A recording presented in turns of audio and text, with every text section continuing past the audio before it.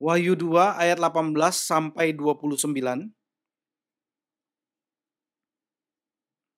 Saya membaca ayat 18, saudara-saudari sekalian membaca ayat yang 19, begitu seterusnya sampai ayat yang ke-29. Dan tuliskanlah kepada malaikat jemaat di Tiatira, inilah firman anak Allah yang matanya bagaikan nyala api dan kakinya bagaikan tembaga. Aku tahu segala pekerjaanmu, baik kasihmu maupun imanmu, baik pelayananmu maupun ketekunanmu. Aku tahu bahwa pekerjaanmu yang terakhir lebih banyak daripada engkau. Tetapi aku mencela engkau, karena engkau membiarkan wanita Izebel yang menyebut dirinya nabiah mengajar dan menyesatkan hamba-hambaku supaya berbuat zina dan makan persembahan-persembahan berhala. Dan aku telah memberikan dia waktu untuk bertobat, tapi ia tak mau bertobat dari zinanya. Lihatlah, aku akan melemparkan dia ke atas ranjang orang sakit dan mereka yang berbuat zina dengan dia akan kulemparkan ke dalam kesukaran besar jika mereka tidak bertobat dari perbuatan-perbuatan perempuan itu. Dan anak-anaknya akan kumatikan, dan semua jemaat akan mengetahui bahwa akulah yang menguji batin dan hati orang, dan bahwa aku akan membalaskan kepada kamu setiap orang menurut perbuatannya. Tetapi kepada kamu, yaitu orang-orang lain di Tiatira yang tidak mengikuti ajaran itu dan yang tidak menyelidiki apa yang mereka sebut seluk-beluk iblis, kepada kamu akan aku berkata, aku tidak mau menanggungkan beban lain kepadamu. Tapi apa yang ada padamu, peganglah itu sampai aku datang. Dan barang siapa menang dan melakukan pekerjaanku sampai kesudahannya, kepadanya akan kukaruniakan kuasa atas bangsa-bangsa. Dan ia akan memerintah mereka dengan tongkat besi. Mereka akan diremukkan seperti tembikar tukang periuk, sama seperti yang kuterima dari Bapakku. Dan kepadanya akan kukaruniakan bintang timur. Siapa bertelinga, hendaklah ia mendengarkan apa yang dikatakan Roh kepada jemaat-jemaat. Mari kita tunduk kepala, kita berdoa. Bapa kami yang di surga, kami sudah membaca firman-Mu. Bukakanlah mata kami, bukakanlah telinga kami untuk mengerti. Dan kiranya kami boleh melihat siapakah Yesus dan siapakah diri kami. Tuntunlah kami ya Tuhan, bentuklah kami ya Tuhan. Jangan biarkan kami dan jangan tinggalkan kami ya Tuhan. Dan jangan biarkan kami dalam kehidupan orang Kristen yang biasa-biasa saja ya Tuhan. Jelikanlah ya Tuhan. Dalam nama Tuhan kami Yesus Kristus kami berdoa. Kami mohon. Amin. Saudara, salah satu pesan utama dari kitab Wahyu adalah pengenalan akan Kristus itu membuat umat Tuhan menjadi kuat dan terus bertekun.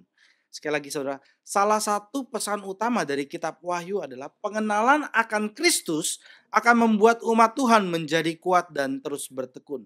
Itulah sebabnya kenapa Yesus menampakkan dirinya kepada Yohanes dalam penglihatan pembukaan di pasal 1 ini.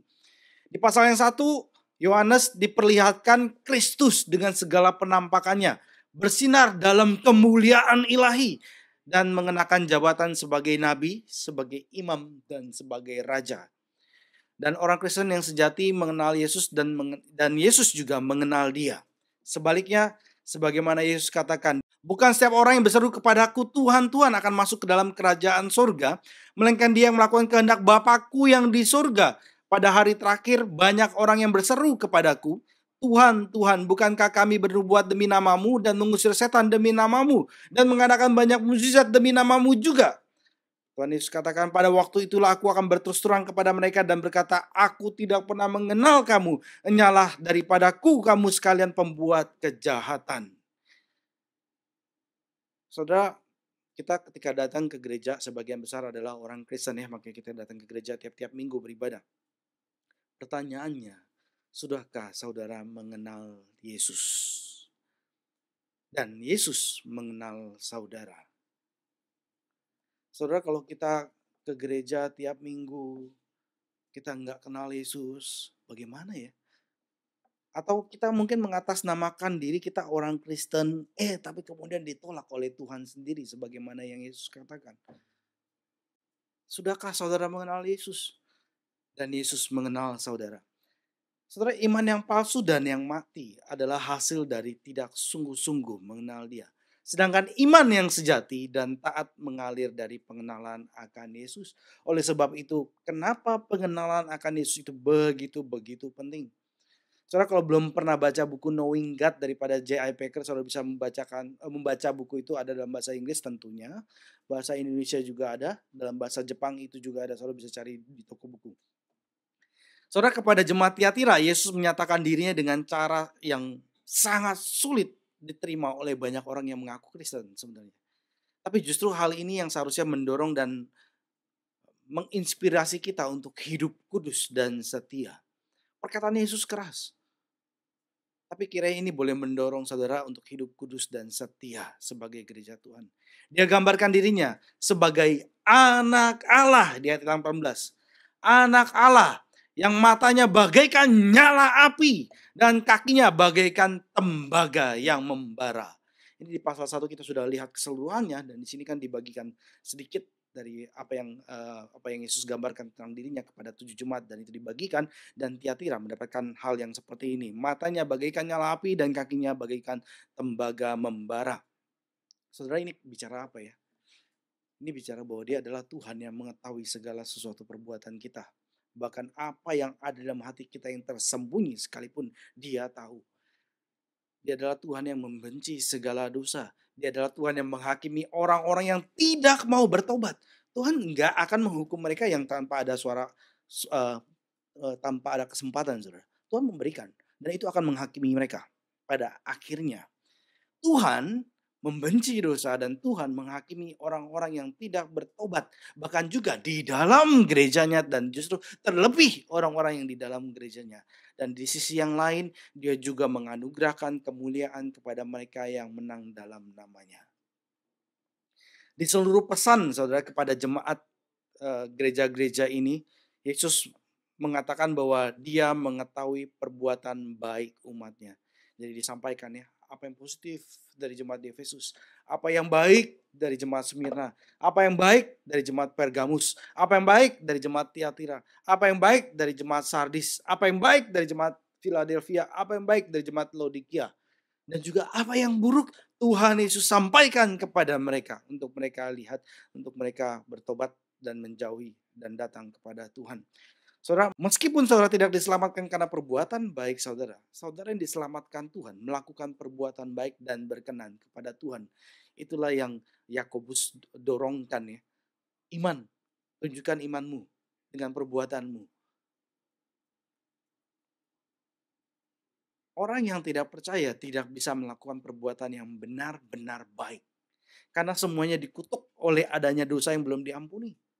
Sedangkan mereka yang telah Tuhan selamatkan, mereka bisa melakukan yang benar-benar baik di dalam Tuhan. Mereka punya kuasa karena Tuhan memberikan kepadanya. Orang yang percaya, orang yang dilahirkan kembali oleh Roh Kudus, mereka diperlengkapi setiap perbuatan baik. 2 Timotius 3 ayat 17 katakan. Kita buka 2 Timotius 3 ayat 17, kita baca bersama-sama.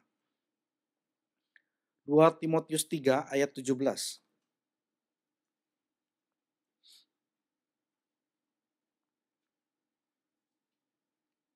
1, 2, 3.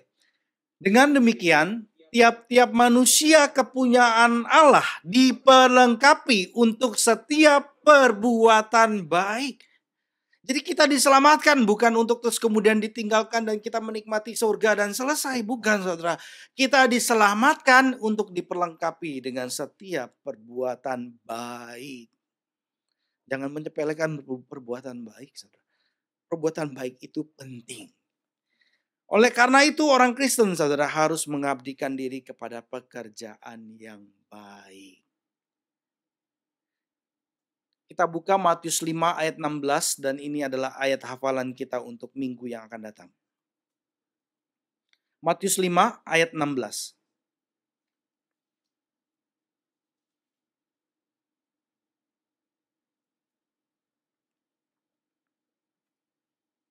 Satu, dua, tiga.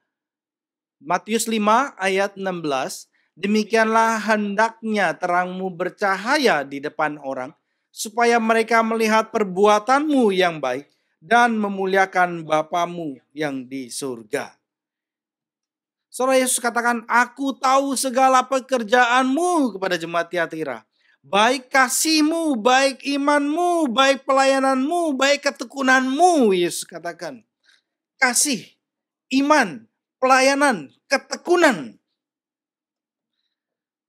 Ini disampaikan, saudara. Ini adalah jenis gereja yang seharusnya kita pun adalah bagian di dalamnya. Ada kasih, ada iman, ada pelayanan, ada ketekunan.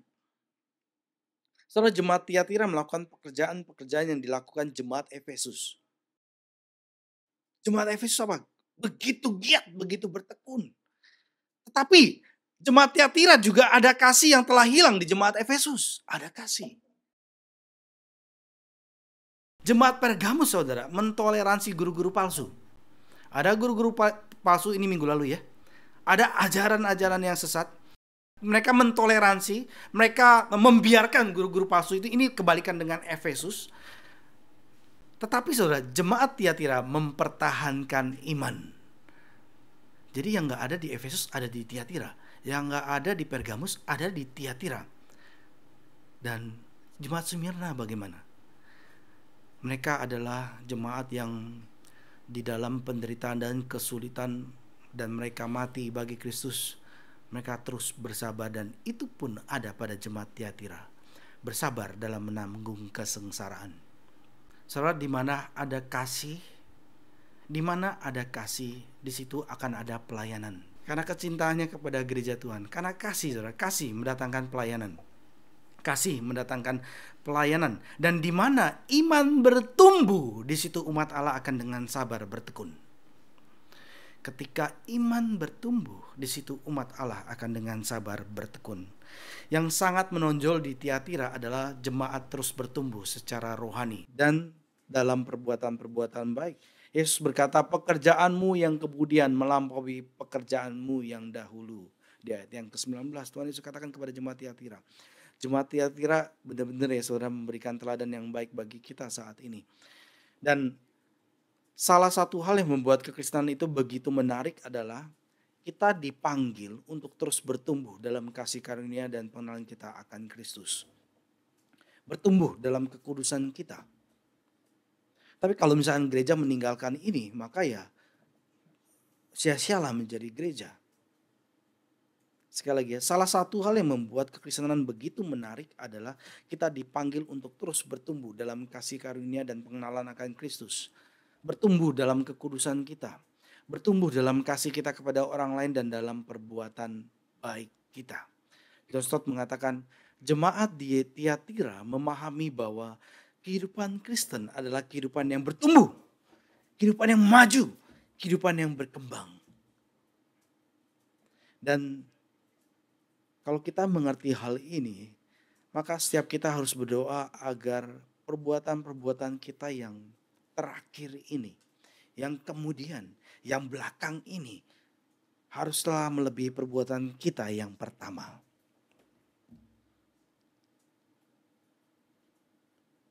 Kalau kita mengerti hal ini, maka selayaknya kita berdoa kepada Tuhan untuk pertumbuhan yang seperti yang Tuhan berikan kepada jemaat Tiatira. Di VBS yang lalu yang daftar berapa orang Pak Kris? 16 orang. Tahun depan target 20 atau 25 orang gitu ya. Sebelumnya tahun lalu berapa Pak Kris? 12 ya, 13 orang. Bertumbuh ya. Dari tahun yang lalu 13 kemudian menjadi 16. Berharap tahun depan jadi 20 atau 25 gitu ya. Kalau namanya target harusnya kasih yang lebih besar gitu ya. Bukan sesuatu yang bisa kita kejar gitu ya. Lebih besar, 25 misalkan ya. Itu artinya ada pertumbuhan, ada peningkatan. Dan kiranya ini menjadi doa kita. Tuhan, saya gak mau menjadi orang Kristen yang begitu-begitu saja. Tuhan, berikanlah pertumbuhan kepada saya. Tuhan, saya gak mau menjadi orang Kristen yang suam-suam kukuh. Tuhan, saya gak mau menjadi orang Kristen yang kehilangan kasih mula-mula. Tuhan, saya gak mau menjadi orang Kristen yang punya kasih tetapi tidak beriman kepada Tuhan. Nggak ada kebenaran yang dipegang dengan mengkompromikan kasih yang sejati. Tuhan, berikanlah aku pertumbuhan. Kira doa kita seperti itu ya. Saudara, waktu kita baca surat Yesus kepada 7 jemaat ini, kita seringkali tergoda untuk melihat apa yang dikritik. Ya nggak sih? Saudara, ada 7 surat jemaat surat Yesus, perkataan Yesus kepada 7 jemaat. Dan ketika kita membaca surat ini, seringkali kita mau segera langsung masuk, apa nih kritikannya kepada jemaat ini gitu ya. Memang ada baiknya, tujuannya supaya kita jaga-jaga, supaya kita nggak jatuh ke dalamnya, begitu kan ya. Tapi saudara, Tuhan bukan mau kita fokusin kepada kelemahan saja, tapi Tuhan juga menyatakan apa kebaikannya. Dan sudah sebaiknya kita juga melihat hal ini. Kita nggak buru-buru cepat langsung ke negatifnya, apa kekurangan dari jemaat Tiatira ini nih gitu ya. Lu ya punya kesalahan ini ya. Bukan seperti itu. Kita memang seringkali tergoda untuk melihat apa yang dikritik. Natur kita yang berdosa saudara. Kalau melihat orang lain yang salah itu akan besar sekali ya. Gampang banget gitu ya. Keburukan kita akan berusaha buat itu menjadi kecil. Sedangkan perbuatan baik kita berusaha buat itu menjadi besar gitu ya, diheboh-hebohkan gitu. Perbuatan baik orang lain biasanya kita kecil-kecilkan gitu ya. Natur kita yang berdosa saudara melakukan hal itu. Sehingga waktu baca ini juga ya, kita cenderung untuk melihat dan mengkritik jemaat tanpa merefleksikan dan juga tanpa melihat apa yang positif yang Tuhan puji daripadanya. Yesus memang mengkritik, tapi jangan mengesampingkan apa yang Tuhan puji. Kadang-kadang kita pergi untuk mengatasi masalah, bahkan yang tidak terlalu serius, tapi kita gagal untuk melihat dan mengakui hal-hal yang baik yang mungkin terjadi. Padahal Yesus sedang mendorong, sedang menguatkan, sedang menyampaikan firman-Nya kepada gereja ini. Saudara, jemaat punya masalah. Gereja punya masalah. Tapi masalah-masalah itu tidak menghalangi Tuhan untuk melihat dan memuji buah roh dalam kehidupan mereka. Saudara, kalau saudara yang berpacaran atau berumah tangga saudara, biasanya yang lebih mencolok apa ya? Baiknya pasangan atau buruknya pasangan ya?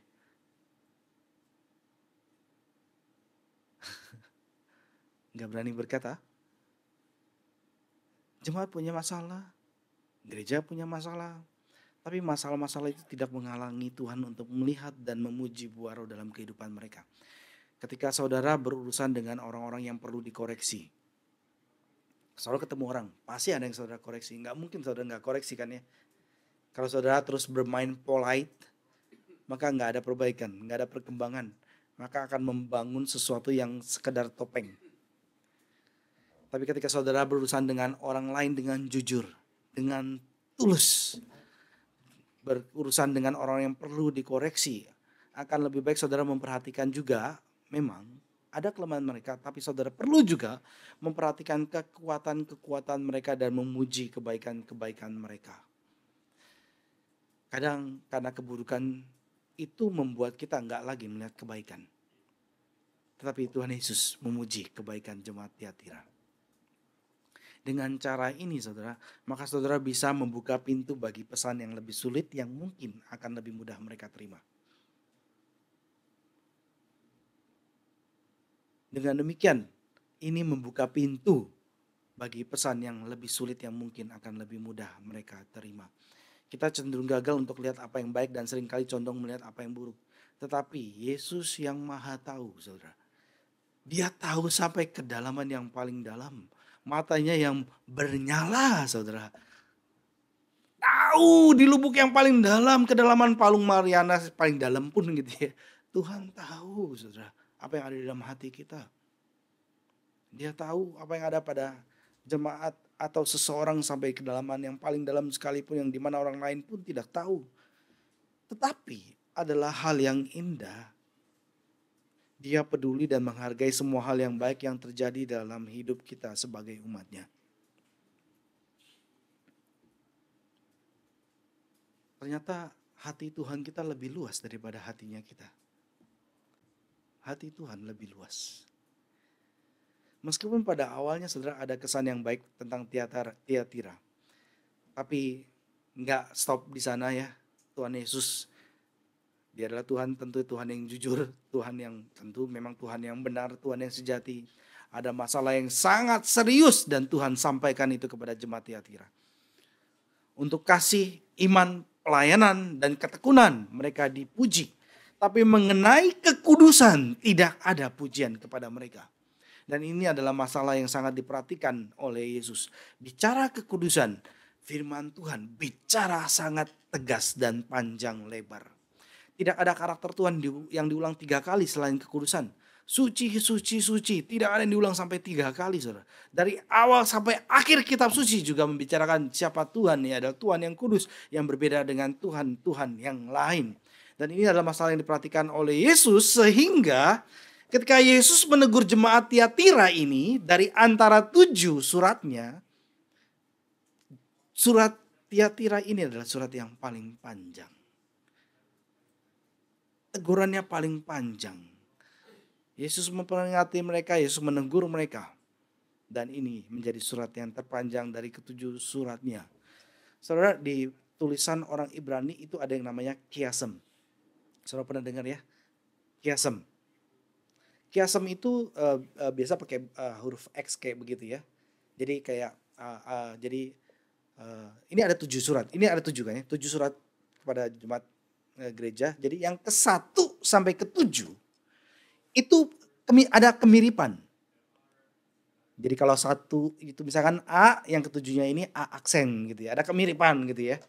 Sama gitu ya, yang dipuji, yang dikritik gitu ya. Nah, jemaat yang kedua Smyrna sama Philadelphia sama gitu ya. Enggak ada yang dikritik oleh Tuhan, tapi sama-sama dipuji oleh Tuhan. Begitu juga jemaat surat yang ketiga di Pergamus sama yang ke-5 yaitu Sardis, itu juga punya kemiripan. Dan di tengah-tengahnya, dan kiasmus itu saudara, kiasmus itu fokusnya adalah di tengah. Dan itu adalah jemaat Tiatira. Enggak heran kenapa surat kepada jemaat Tiatira ini begitu panjangnya, dan Tuhan menekankan kekudusannya. Segala sesuatu baik yang ada di jemaat, tetapi Tuhan menekankan kekudusannya, di mana jemaat Tiatira lack di sini. Saudara, Tiatira itu bukanlah kota yang besar. Kalau Efesus, Smyrna, Pergamus adalah kota besar, ini bukan kota besar. Kota ini adalah kota pasar yang terletak di antara jalur utama antara Pergamus dan Sardis. Jadi minggu lalu kita lihat kan ya Pergamus, minggu depan kita lihat Sardis. Dan kota ini saudara, Tiatira berada di tengah-tengah di jalan utamanya. Bukan kota besar, dan dia ada dia kota pasar. Dan Tiatira ini didenominasi oleh serikat-serikat dagang. Banyak bos-bos gitu ya. Banyak kelompok-kelompok dagang bisnis gitu ya, yang mengawasi berbagai industri di sana. Industrinya wool, linen, pewarna, konveksi di zaman kita ya. Di sana pabrik pakaian, kerajinan kulit, tembikar, pembuat roti, kerajinan perunggu, itu bisnis mereka pada saat itu. Nah, saudara, serikat dagang, mereka memberikan penghormatan kepada dewa-dewa mereka, yaitu yang terutama adalah Apollo dan Artemis. Apollo dan Artemis. Penghormatan kepada dewa-dewa itu yaitu dengan melakukan ritual mereka, yaitu dengan bagaimana mereka datang ke acara event ritual mereka, lalu mereka mengadakan makanan penyembahan berhala di mana dilarang, dan kemudian mereka melakukan partisipasi dalam amoralitas seksual. Jadi ketika melakukan hubungan seksual itu dianggap sebagai penyembahan kepada dewa. Dan itu yang sebenarnya terjadi saudara di agama-agama kafir. Dan berbeda sama sekali dengan agama Kristen. Bahkan seorang ateis pun mengakui hal ini ketika dia lihat dalam sejarah, yang membuat akhirnya budaya ini yang baik ini berkembang itu karena kekristenan. Saudara, orang Kristen yang kemudian nggak mau terlibat dalam penyembahan kepada Apollo, kepada Artemis ini, maka kemudian mereka akan dikucilkan dalam masyarakat, dan ini membahayakan mereka untuk hidup di situ. Bahkan mereka untuk mendapatkan kebutuhan materi mereka sulit. Ini penganiayaan yang mereka alami. Dan ini adalah konteksnya kenapa Yesus berkata, tetapi aku mencela engkau karena engkau membiarkan wanita Izebel yang menyebut dirinya nabiya mengajar dan menyesatkan hamba-hambaku supaya mereka berbuat zina dan makan persembahan-persembahan berhala. kepada orang Kristen sama seperti yang lalu diajarkan bahwa nggak apa-apa kamu percaya Tuhan, tapi kamu juga menyembah kepada Apollo, menyembah kepada Artemis. Kamu melakukan ritual juga nggak apa-apa, gitu. Nggak usah kamu tinggalkan iman Kristen, tapi kamu juga menyembah dewa-dewa ini. Tapi Tuhan mengkritik jemaat Tiatira. Saudara, Pergamus mentoleransi guru-guru palsu. Pergamus sebagaimana minggu lalu yang kita lihat mentoleransi kaum Bileam, kaum Nikolaus.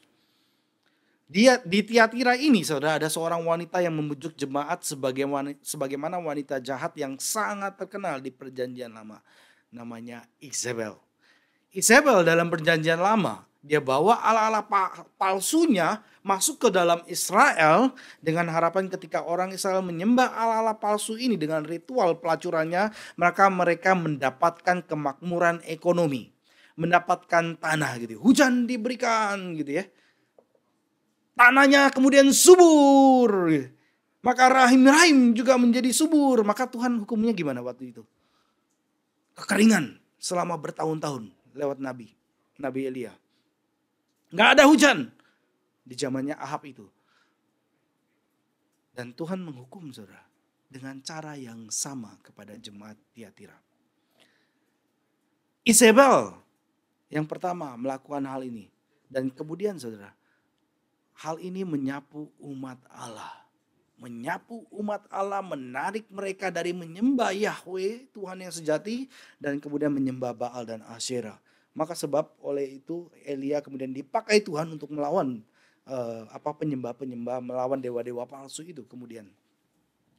Saudara, Isabel yang kedua yang ada di sini, tentu ini bukan namanya ya. Tapi dia juga melakukan hal yang sama. Dia mendorong orang-orang Kristen untuk melakukan hal yang sama. Memikat orang Kristen untuk berpartisipasi dalam upacara-upacara dan pesta-pesta serikat dagang. Makan penyembahan berhala dan turut serta dalam dosa seksual. Kalau tidak, gitu ya, maka akan ada masalah dengan bisnis kamu nantinya. Maka akan masalah dengan kerja kamu. Keuntungan kamu akan diganggu. Jadi jangan bawa itu namanya agama Tuhan itu ke dalam pembicaraan makan kita. Misalkan ya. Orang Kristen di zaman ini juga mengalami hal yang sama bukan? Sulit loh saudara. Saudara di lingkungan bisnis di dunia itu begitu mengerikan saudara. Begitu mengerikan. Kalau kamu gak ikutin ritual makan ini, ritual seksual ini, maka kamu akan dikucilkan. Itu pun terjadi saudara, bukan hanya ribuan tahun yang lalu. Zaman sekarang pun terjadi saudara. Ini nyata. Dan hal ini menyapu umat Tuhan. Umat Tuhan artinya orang Kristen. Orang Kristen. Berpartisipasi dalam upacara-upacara dan pesta-pesta daripada serikat dagang ini.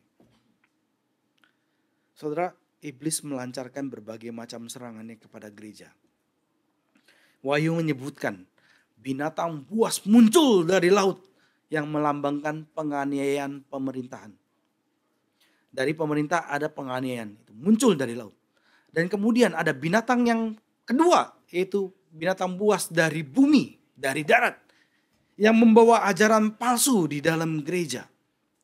Dan tetapi saudara, ketika apa yang iblis lakukan ini semuanya ternyata gagal dan nggak bisa menghalangi umat Tuhan untuk bertumbuh, untuk cinta akan Tuhan, maka iblis pakai pendekatan yang ketiga.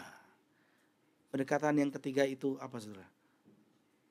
Setelah binatang dari laut di dalam kitab Wahyu, kemudian ada binatang dari darat, dari bumi. Kemudian yang ketiga, iblis pakai strateginya yang ampuh. Si Babel, pelacur besar yang menggoda manusia melalui kesenangan akan dosa. Dan banyak orang Kristen jatuh di sini. John Stott mengatakan, kalau iblis tidak menghancurkan gereja melalui penganiayaan, kalau iblis tidak bisa menghancurkan gereja melalui ajaran sesat, maka dia akan mencoba mencemari gereja dengan kejahatan. Ini adalah peran yang dimainkan oleh Isabel di jemaat Tiatira. Ini adalah peran yang dimainkan oleh Isabel di jemaat Tiatira. Seks dalam konteks pernikahan yang kudus itu adalah baik. Bukanlah hal yang memalukan, bukanlah hal yang berdosa. Karena seks diberikan oleh Tuhan untuk mengikat suami dan istri secara emosional dan spiritual. Mengikat suami dan istri secara emosional dan spiritual. Tuhan memberikan seks. Ini adalah anugerah Tuhan. Seks adalah anugerah Tuhan dalam pernikahan dan untuk menghasilkan anak-anak yang kudus yang takut akan Tuhan. Mereka yang terlibat dalam dosa seksual, saudara, menceraikan, mencabut kasih karunia Tuhan ini dan melesetkan dari tujuan kudus Tuhan dan dengan demikian membuat ilah dari keinginan mereka sendiri. Membuat berhala dari keinginan dan hawa nafsu mereka sendiri. Dengan melanggar kekudusan Tuhan. Tuhan ciptakan seks adalah anugerah tapi disalah sasarkan. Dimelesetkan. Sehingga tujuan kudus itu tidak terjadi. Sehingga panggilan Tuhan tidak dilakukan oleh orang-orang Kristen bahkan sekalipun. Paulus katakan, kita buka bersama-sama. 1 Korintus 6 ayat 18 dan 20. 1 Korintus 6 ayat 18 sampai 20. Firman Tuhan sangat-sangat kuat saudara ketika bicara mengenai dosa ini. 1 Korintus 6 ayat 18 sampai 20 sama-sama kita bacakan 1, 2, 3. Jauhkanlah dirimu dari percabulan. Setiap dosa lain yang dilakukan manusia terjadi di luar dirinya. Tetapi orang yang melakukan percabulan berdosa terhadap dirinya sendiri. Atau tidak tahukah kamu bahwa tubuhmu adalah bait Roh Kudus yang diam di dalam kamu? Roh Kudus yang kamu peroleh dari Allah. Dan bahwa kamu bukan milik kamu sendiri. Sebab kamu telah dibeli dan harganya telah lunas dibayar. Karena itu muliakanlah Allah dengan tubuhmu. Firman Tuhan katakan. Saudara, Tuhan mau gerejanya menjaga kemurnian seksual. 1 Tesalonika 4 ayat 3 katakan inilah kehendak Allah. Yaitu pengudusanmu supaya kamu menjauhkan diri dari percabulan. Terus terang, detil. Inilah kehendak Allah. Yaitu pengudusanmu supaya kamu menjauhkan diri dari percabulan.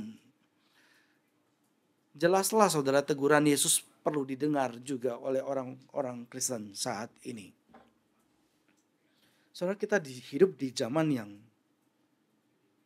seperti yang dikatakan, yang seperti yang sudah disampaikan kitab Wahyu ya.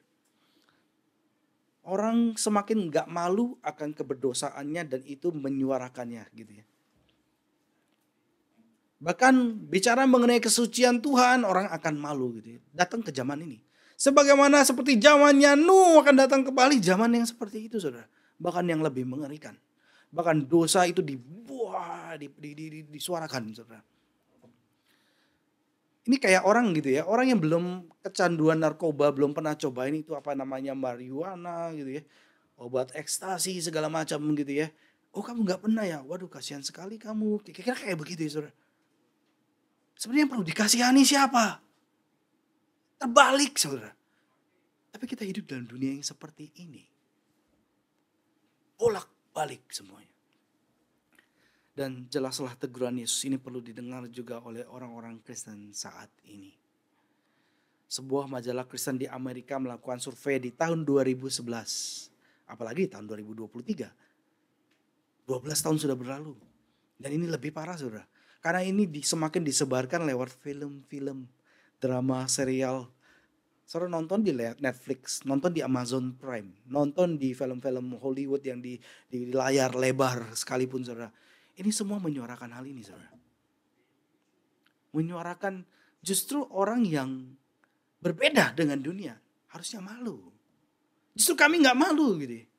Seperti itu saudara, dibolak-balik. Semua majalah Kristen di Amerika melakukan survei di tahun 2011 dan melaporkan bahwa 80% orang Kristen yang belum menikah telah berdosa secara seksual.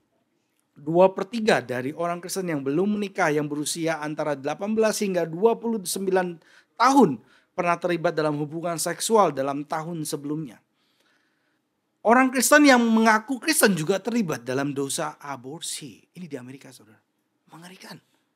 Ini kalau orang-orang prioritas melihat Amerika yang sekarang ini bagaimana ya? Wah, pasti luar biasa menangis mereka. Negara yang dibangun akhirnya mencapai kemajuannya. Yang seharusnya disebut sebagai New England, sebagai New York, sebagai New Jersey. Semua new kan ya. Berusaha melupakan apa yang lama kan ya. Di Britain kan.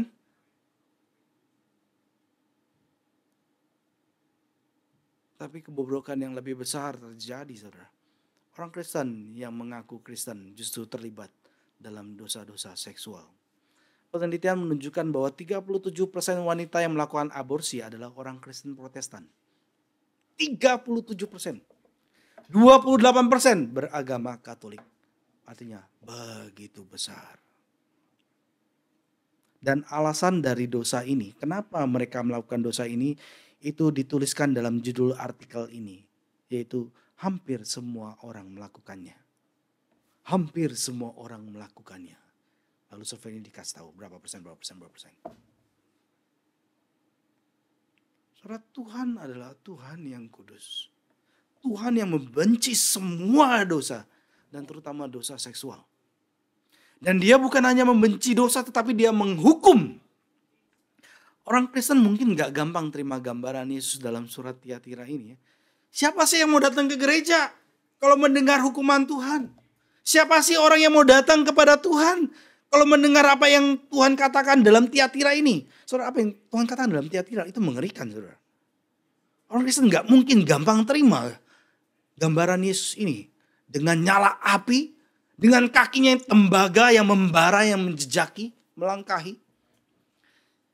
Kebanyakan orang Kristen Injili saat ini, kalau disampaikan mengenai apa yang dikatakan Alkitab ini, justru malah mereka terkejut. Loh, Tuhannya bukan Tuhan kita kok kayaknya ya.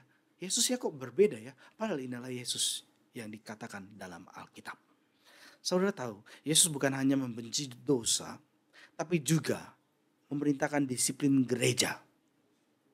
Dan dia mengancam untuk menghukum mati anggota gereja yang tidak mau bertobat.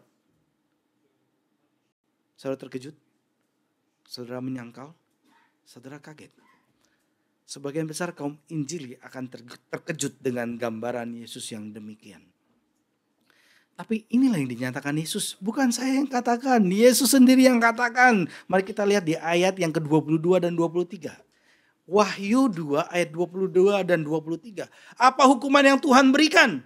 Tuhan katakan di ayat yang ke-22. Aku bersama-sama. 1, 2, 3. Aku akan melemparkan dia ke atas ranjang orang sakit. Dan mereka yang berbuat zina dengan dia akan kulemparkan ke dalam kesukaran besar. Kesukaran besar, saudara. Ayat yang ke-23. Dan anak-anaknya akan kumatikan. Kematian Tuhan datangkan karena dosa seksual. Mengingat hal ini, saudara, kita ingat apa? Pedang gak akan berhenti di dalam rumah tanggamu, Daud. Anakmu yang dilahirkan akan kumatikan, Daud. Tuhan mematikan. Sebelum tentunya menghukum umatnya, saudara. Tuhan sudah menyuarakan pertobatan. Tuhan sudah menyuarakan firman-Nya apa yang harus umatnya lakukan. Daud pun demikian. Itu adalah istri Uria. Itu adalah cucu dari Ahitofel. Dikatakan, sudah ada peringatan-peringatan. Sebelum menghukum umatnya, Kristus terlebih dahulu memberikan panggilan bahkan untuk bertobat. Kenapa Kristus memanggil? Karena tujuannya bukanlah untuk menyakiti, melainkan untuk menyelamatkannya. Tuhan menghukum untuk menyelamatkan. Kristus punya niat baik. Bahkan orang berdosa berat seperti Izebel bahkan sebenarnya. Dia katakan, aku telah memberikan waktu kepadanya untuk bertobat. Di ayat yang ke-21 Tuhan sudah katakan bahkan untuk orang yang seperti Izebel. Aku memberikan waktu kepada dia untuk bertobat. Dan ini artinya saudara, pemimpin gereja sebelum Tuhan mendatangkan penghukumannya, pemimpin gereja ini sudah menegurnya. Ada disiplin gereja yang penuh kasih dan setia menyampaikan suara ini, pertobatan. Menyampaikan firman-Nya apa yang Tuhan kehendaki, apa yang Tuhan katakan. Disuarakan dan diberitakan kepada jemaatnya. Yesus mengingatkan orang Kristen untuk melihat teguran Alkitab ini dengan serius. Terutama kalau teguran itu datang dari pendeta.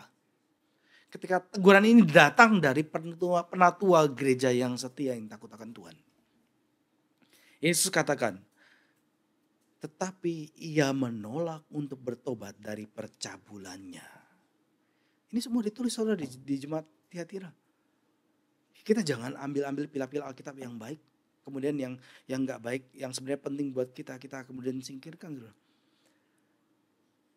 Dan karena dia menolak pertobatan, menolak bertobat dari percabulannya, oleh karena itu Tuhan menghukum. Dan itu adalah satu-satunya jalan. Satu-satunya jalan. Terkadang Tuhan menghukum itu sampai efek dosanya itu dirasakan oleh orang berdosa. Dan Tuhan pakai efek dosa itu untuk mengingatkan orang ini untuk kembali. Tapi sekiranya saudara, sebelum saudara tahu efek dosa, saudara sudah kembali. Dan yang paling baik saudara peka sebelum jatuh ke dalam dosa, saudara sudah segera mengambil jalan orang kekal, jalan orang benar, bukan jalan orang fasik yang ujungnya menuju kematian. Sebagai saudara mengambil jalan yang kekal yang menuju hidup yang kekal, kehidupan. Saudara, Tuhan menghakimi umatnya. Tujuannya adalah untuk kekudusan gerejanya, untuk kekudusan saudara. Tuhan bahkan menjatuhkan hukuman mati kepada beberapa orang karena dosa-dosa mereka. Apakah orang yang Tuhan hukum mati, itu maka Tuhan akan tidak selamatkan? Belum tentu. Tuhan bisa selamatkan mereka, tapi Tuhan hukum mati mereka. Bisa. Tapi mereka gak bisa mengerjakan apa-apa lagi. Mereka gak bisa mengerjakan apa-apa juga, bahkan panggilan Tuhan kalau Tuhan memberikan kehidupan, tapi gak bisa berbuat banyak untuk pekerjaan Tuhan. Gak bergiat bagi pekerjaan Tuhan, gak ada kasih, gak ada kebenaran. Walaupun mungkin diselamatkan. Tuhan katakan saudara di ayat yang ke-23, Wahyu 2 ayat 23. Aku akan membalaskan kepada kamu setiap orang menurut perbuatannya. Ini artinya perbuatan itu penting. Walaupun tidak mendatangkan keselamatan, tapi perbuatan itu penting. Ada upah yang diberikan melalui perbuatan. Baik itu perbuatan baik saudara maupun perbuatan jahat saudara. Itulah kitab-kitab dibukakan kan ya. Maka kitab perbuatan baik itu perbuatan jahat itu dibukakan untuk dibacakan. Kitab perbuatan plural. Bukan kitab kehidupan yang singular. Plural. Aku akan membalaskan kepada kamu setiap orang menurut perbuatannya. Saudara yang menolak untuk bertobat. Saudara yang bercokol dalam dosa dan menolak apa yang disampaikan oleh firman Tuhan. Saudara yang menolak panggilan pertobatan. Saudara mungkin akan mengalami hajaran yang keras dari Kristus. Dan itu terjadi baik untuk kebaikan dan pemeliharaan saudara sendiri maupun gerejanya yang dikasihi. Saya juga akan menghukum anak saya, saudara. Saya akan menghukum anak saya ketika dia melakukan dosa. Saya akan dengan tegas mengatakan dia, berkata kepada dia, bahkan menghukum fisik dia. Kalau saudara merasa sulit untuk menerima bahwa Kristus menghakimi umatnya, gambaran Yesus yang diberikan di awal surat ini seharusnya meyakinkan saudara. Dikatakan inilah firman Anak Allah. Yang matanya bagaikan nyala api dan kakinya bagaikan tembaga yang membara. Di sini adalah satu-satunya, saudara. Kalau cari di seluruh kitab Wahyu, ini satu-satunya tempat di mana kata anak Allah muncul. Gak ada di tempat lain. Anak Allah muncul dalam surat kepada jemaat Tiatira ini. Dan ini bicara hak istimewa yang dimiliki oleh Kristus untuk menghukum, untuk menghakimi semua orang. Pemazmur katakan ketika berbicara mengenai ini, saudara. Beribadalah kepada Tuhan dengan takut dan ciumlah kakinya dengan gemetar. Supaya ia jangan murka dan kamu binasa di jalan. Sebab mudah sekali murkanya menyala. Mata Kristus bernyala-nyala dan dapat menembus ke dalam setiap hati. Melihat perbuatan baik dan dosa-dosa yang memalukan. Dan kakinya bagaikan tembaga yang membara, menyatakan bahwa dia tidak bercacat dan dia yang datang akan dengan tegas menghukum orang yang berdosa, menaklukkan. Saudara.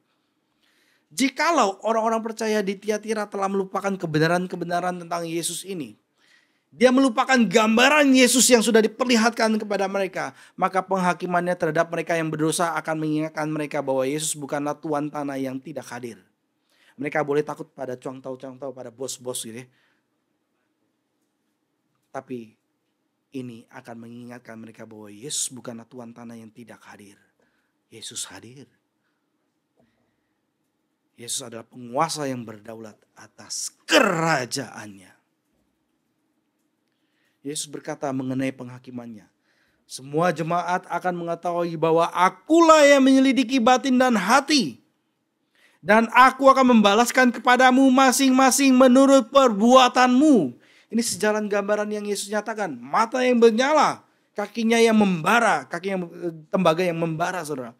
Ini bicara Tuhan menyelidiki batin dan hati. Di ayat yang 23 diberikan penjelasan. Dan aku akan membalaskan kepadamu masing-masing menurut perbuatanmu. Kalau saudara belum pernah menerima Yesus sebagai Tuhan dan Juru Selamat saudara, paling pertama yang saudara lakukan itu bukanlah melakukan perbuatan baik. Memang itu perlu kemudian. Pertama yang saudara perlu lakukan adalah saudara perlu menerima dan percaya kepada Yesus. Paling pertama yang saudara perlu lakukan adalah percaya kepada Yesus untuk pengampunan dosa saudara. Setelah kemudian saudara diselamatkan dari dosa-dosa oleh darah Kristus sebagai orang Kristen dan sebagian besar kita di sini, saudara harus mengejar kekudusan dan perbuatan baik. Kejar kekudusan, lakukan perbuatan baik. Yesus tidak akan gagal untuk memperhatikan dan memberkati saudara. Walaupun saudara kekurangan harta duniawi. Dan karena bahkan sebagian besar saudara menggunakan harta dunia saudara untuk mengumpulkan harta surgawi. Saudara tidak akan lepas dari pemeliharaan Tuhan. Kejar kekudusan. Kejar perbuatan baik. Dan Yesus tidak akan gagal untuk memperhatikan dan memberkati saudara. Yesus adalah Tuhan yang kudus. Dan dia akan menghukum saudara atas dosa-dosa besar yang memalukan, yang mencemarkan namanya. Tuhan akan menghukum. Gambaran Kristus ini kiranya boleh memotivasi kita untuk menjalani hidup yang kudus. Kita nggak main-main di hadapan Tuhan. Serius, hormat, kudus, hidup saleh di hadapan Tuhan. So, selain Kristus membenci dosa dan menghakimi, dia adalah penguasa yang masuk akal. Nggak bertentangan dengan hukum alam yang telah dia berikan.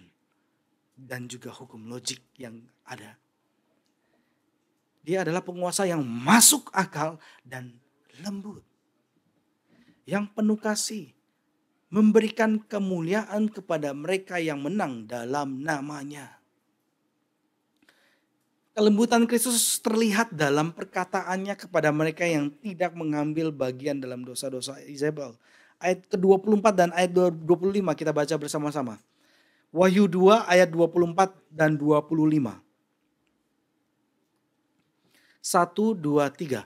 Tetapi kepada kamu, yaitu orang-orang lain di Tiatira, yang tidak mengikuti ajaran itu, dan yang tidak menyelidiki apa yang mereka sebut seluk-beluk iblis, kepada kamu aku berkata, aku tidak mau menanggungkan beban lain kepadamu, tetapi apa yang ada padamu peganglah itu sampai aku datang.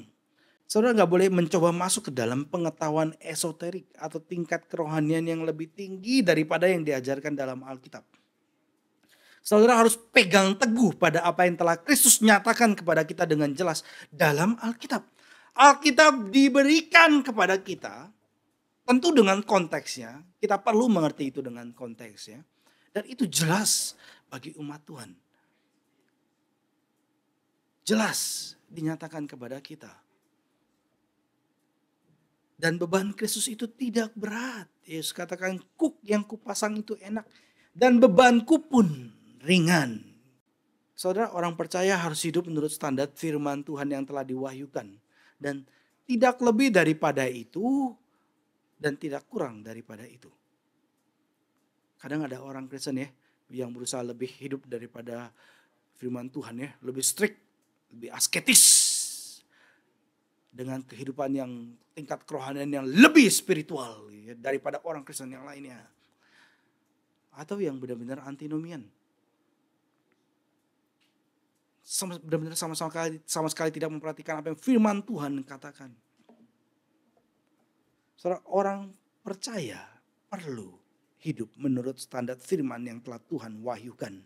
Dan perintah-perintahnya itu tidak memberatkan.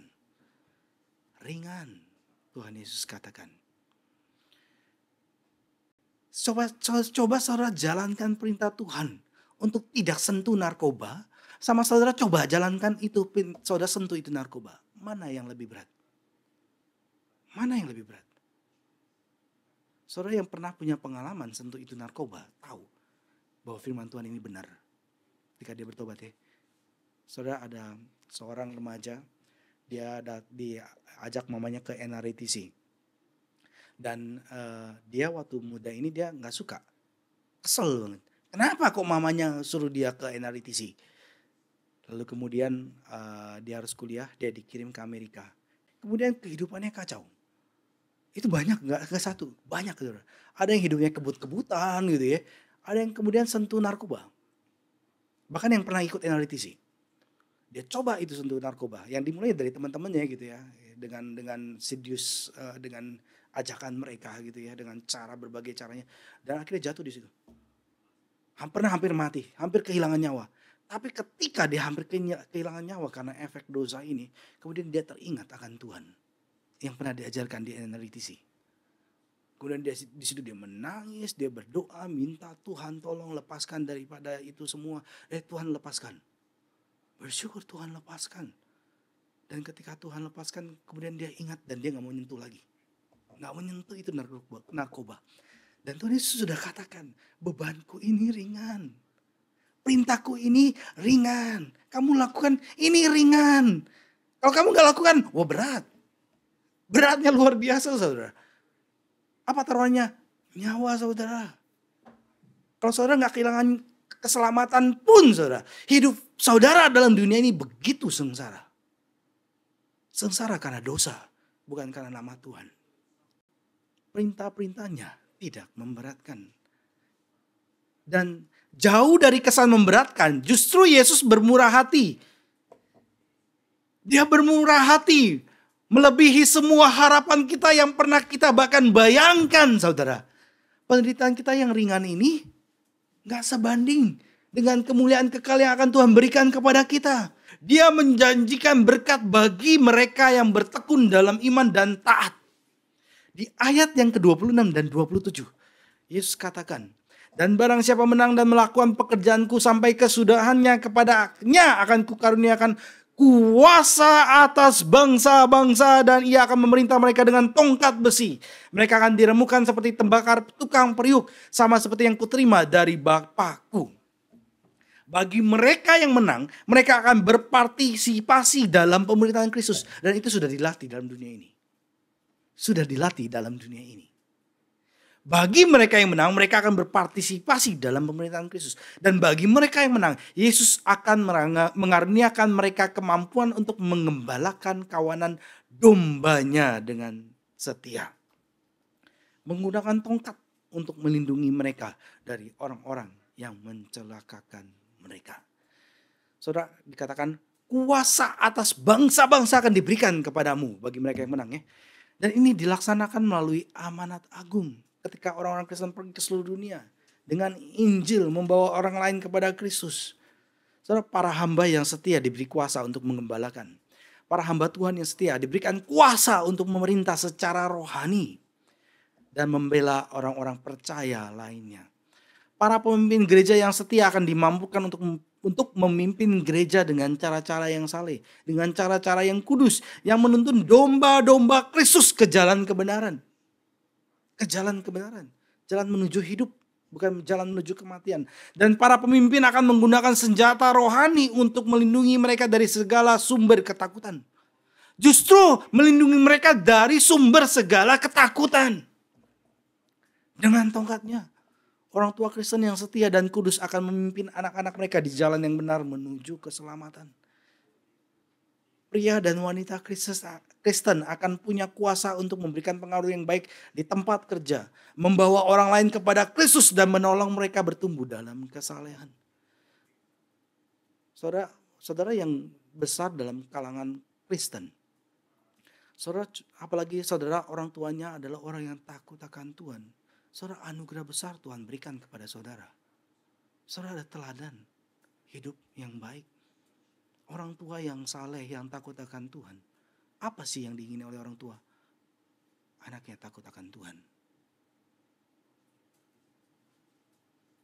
Tuhan yang adalah Bapa kita yang di surga mau anak-anaknya takut akan Dia. Dan berkat terakhir yang Tuhan berikan, saudara, di ayat yang ke-28. Diberikan kepada orang percaya yang bertekun dalam iman. Ayat yang ke-28. Dan kepadanya akan kukaruniakan bintang timur. Yesus berjanji memberikan bintang timur. Bintang timur itu apa? Yesus menafsirkan sendiri apa itu bintang timur. Di Wahyu 22 ayat 16b. Kita buka bersama-sama. Wahyu 22 ayat 16b. Yesus berkata sendiri mengenai bintang timur. Ayat 16 semuanya ya. 22, 16. 1, 2, 3. Aku, Yesus, telah mengutus malaikatku untuk memberi kesaksian tentang semuanya ini kepadamu bagi jemaat-jemaat.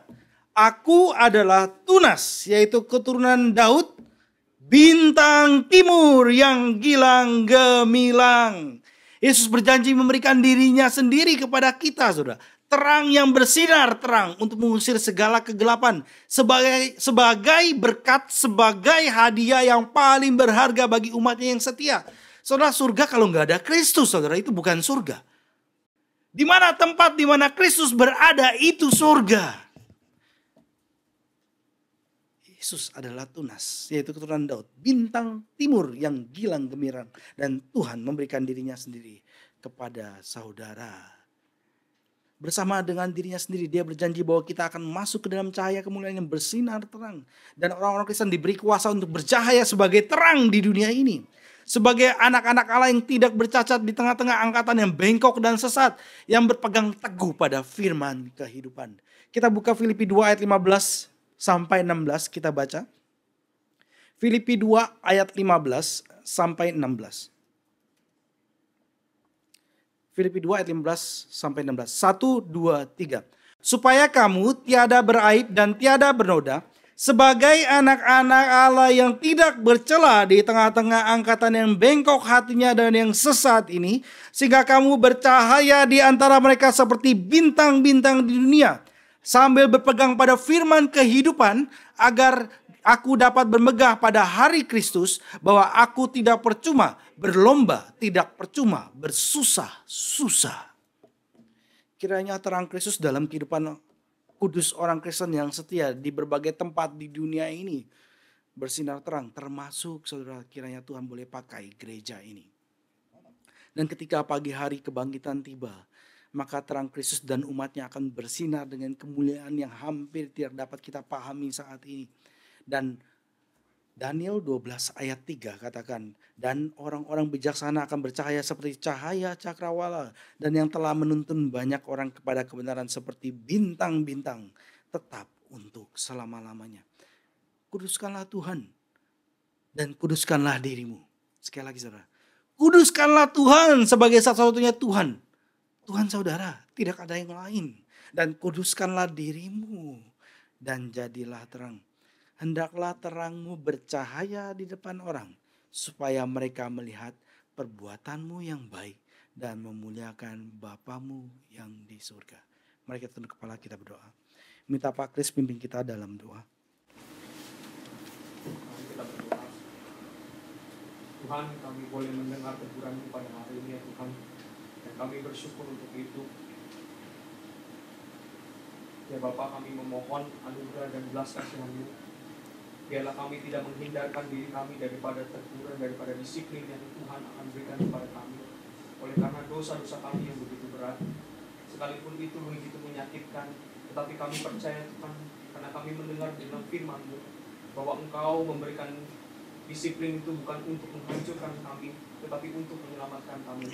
Sekalipun itu begitu menyakitkan, tetapi Engkau yang hadir di tengah-tengah kami yang akan memberikan kami kekuatan dan penyembuhan. Kiranya Engkau memberikan hati pada setiap kami, hati yang remuk, hati yang hancur untuk bertobat kepada Tuhan, kembali kepada-Mu, dan hidup sesuai dengan perintah-Mu. Sebab perintah-Mu lah yang memberikan kami kehidupan ya Tuhan.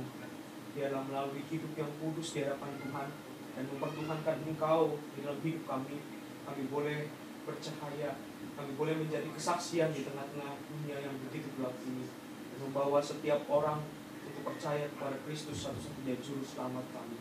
Terima kasih ya Tuhan, pimpinlah hidup setiap umat-Mu. Di dalam nama Tuhan Yesus Kristus penebus dan juru selamat kami berdoa. Amin. Amin.